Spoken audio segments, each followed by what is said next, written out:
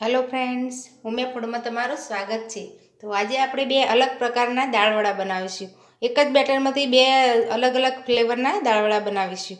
તો એ માટે મેં અહીંયા 1 કપ ચણાની દાળ, અડધો પગ મગની દાળ કે તો આખા મગ, મેં આખા મગ લીધા છે। તમે મગની ફોતરાવાળી દાળ હોય તો એ પણ લઈ શકો। અને 5 કપ અડદની દાળ લીધી છે। તમે મસૂરની દાળ એડ કરવી હોય તો એ પણ એડ કરી શકો।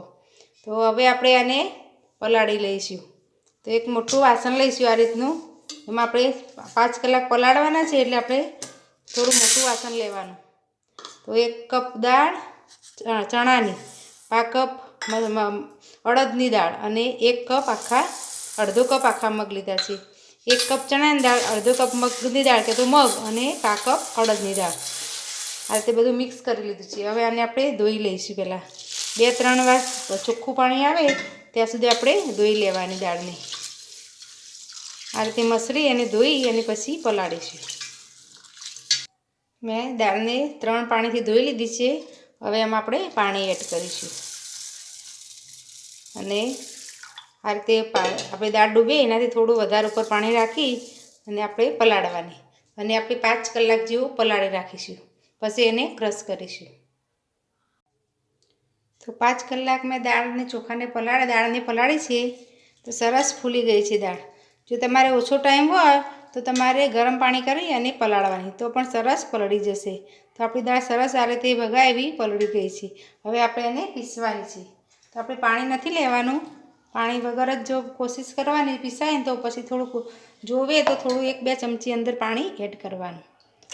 તો આ રીતે આપણે થોડી થોડી દાળ લઈ અને પીસી લઈશું। વધારે છે એટલે આપણે 2 પાર્ટમાં પીસીશું।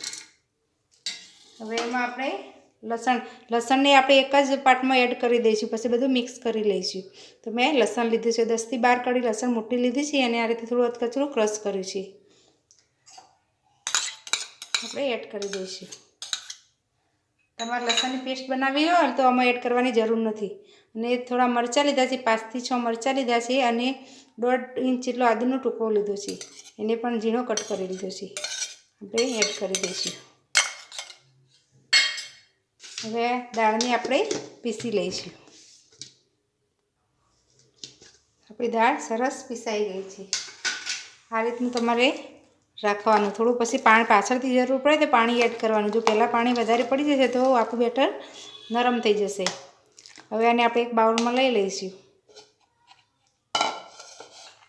આપણે બાઉલમાં આને લઈ લઈશું। આ જ રીતે આપણે વધેલું જે દાળ છે એને પણ પીસી લઈશું। તો બધી દાળ પીસાઈ ગઈ છે। હવે બધું આ રીતે સરસ મિક્સ કરી લઈશું અને આને આ રીતે 5 થી 7 મિનિટ આપણે ફેટી લઈશું। તમે હાથ વડે પણ આ રીતે ફેટી શકો કે તો પછી કોઈ મોટી કણચી હોય એનાથી પણ ફેટી શકો। મેં આ રીતનું બીટર લીધું છે। તો બરાબર ફેટવાનું છે, એકદમ ફ્લફી થઈ જશે આપણું બેટર અને પાણીમાં નાખીએ તો ઉપર તરશે એવું બેટર આપણે કરવાનું છે। તો 5 થી 7 મિનિટ આને આ રીતે એક જ સાઈડમાં ફેટી લઈશું, એટલે અંદર એર ભરાઈ જશે। તો આપણા જે દાળવડા બનાવીશું એ સરસ ફ્લફી થશે અને અંદરથી પોચા અને જાળીદાર થશે। તો આ રીતે આપણે 5 મિનિટ સતત ફેટી લઈશું।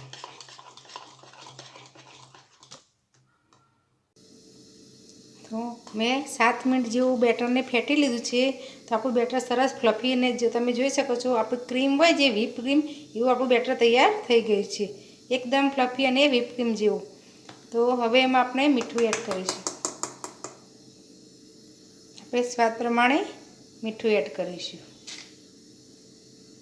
અને ધાણા જીરું પાવડર એડ કરીશું। આમાં વધારે મસાલા હોતા નથી તો આપણે 1 થી 1.5 ચમચી જેટલો ધાણા જીરું પાવડર એડ કરીશું। હવે એમાં થોડી મેં પાલક અને પડી હતી મારા ઘરમાં એટલે એડ કરું છું, ઓપ્શનલ છે, અને થોડા ધાણા છે તે મિક્સ સમારી લીધું છે, આપણે એડ કરી દઈશું। તમે એકલા ધાણા પણ એડ કરી શકો ને થોડા સૂકા દાણા હતા તો એ પણ એડ કરી દઈશું આપણે। હવે બધું આપણે સરસ મિક્સ કરી લઈશું। આપણે અલગ સ્વાદવાળા બનાવવા, 2 સ્વાદવાળા બનાવવાના છે, પણ પહેલાં મસાલા આપણે એક બેટરમાં કરી દઈશું, પછી બીજા બેટર આપણે થોડું અલગ કરી લઈશું। આ રીતે બધું સરસ મિક્સ કરી લઈશું। તો સરસ મિક્સ થઈ ગયું છે। હવે આપણે થોડું બેટર આપણે બીજા બાઉલમાં લઈ લઈશું. આ બાઉલમાં આપણે થોડું બેટર લઈ લઈશું. એના આપણે બીજા સ્વાદવાળા પકોડા બનાવીશું. હવે આપણે બેટર થોડું અલગ કરેલું એમાં આપણે મેં આ કાંદાની આ રીતે સ્લાઇસ કરેલી છે, તો આપણે એ એડ કરી દઈશું. આપણે કાંદાવાળા બનાવીશું દાળવડા. એકદમ સરસ ટેસ્ટ આવે છે આનો પણ. ને આ રીતે મિક્સ કરી લઈશું.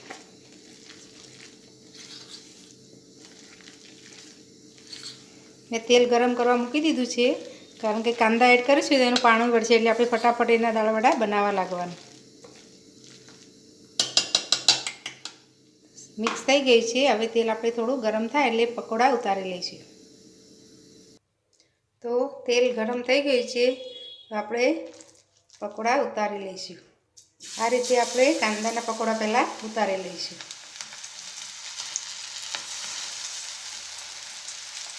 આ રીતે થોડા પ્રેસ કરી અને પછી મૂકવાના, કારણ કે કાંદા લાંબા કટ કરેલા છે ને એટલે. આપણે કઢાઈમાં સમાય એ રીતે આપણે મૂકી દેવાના. ગેસ મીડિયમ રાખવાનો, બહુ ફાસ્ટ નથી રાખવાનો.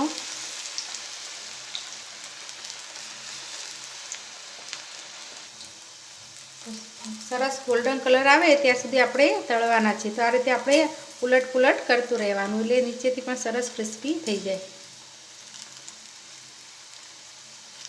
આ રીતે આપણે પલટાવતા રહેવાનું.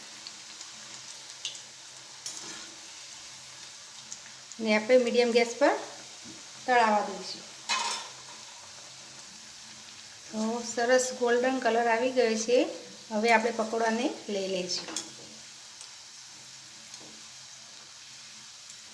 આ રીતે આપણે એક પ્લેટમાં લઈ લઈશું.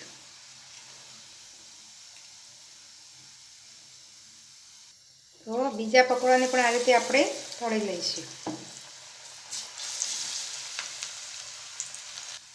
તો મારા બીજા કાંદાના પકોડા તળાઈ ગયા છે, તો એને પણ આપણે પ્લેટમાં લઈ લઈશું.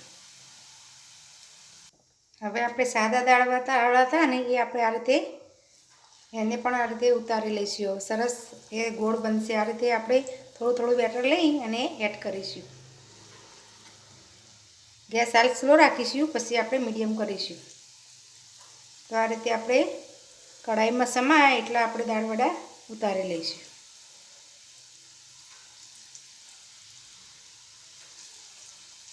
તો મેં કઢાઈમાં સમાય એટલા દાળવડા મૂકી દીધા છે. હવે આપણે આ રીતે થોડા હલવા હાથે ચલાવી લઈશું. થોડી વાર રહીને પછી જ ચલાવવાનું. આ રીતે ફરીને ઉપર થોડા ક્રિસ્પી થાય પછી આપણે આ રીતે ચલાવી લેવાનું, એટલે બંને બાજુથી સરસ ગોલ્ડન થઈ જાય.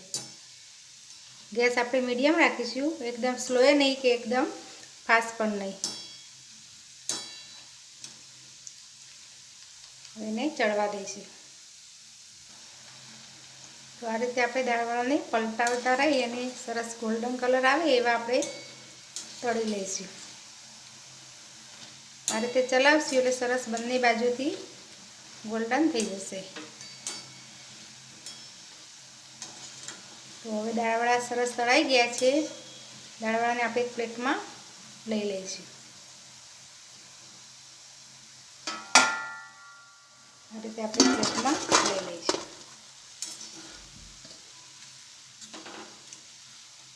આ જ રીતે આપણે બધા દાળવડાને તળી લઈશું.